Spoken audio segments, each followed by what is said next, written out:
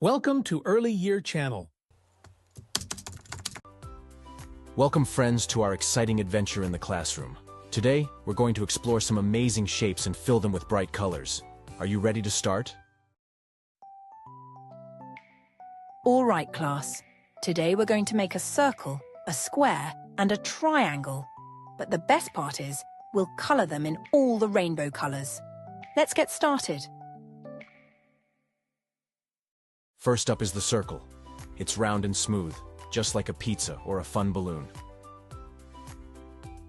I'm going to color my circle with bright red. Wow, look at that red circle. What other colors do you think could go inside a circle? Maybe yellow, green, or blue? Can I color my circle purple?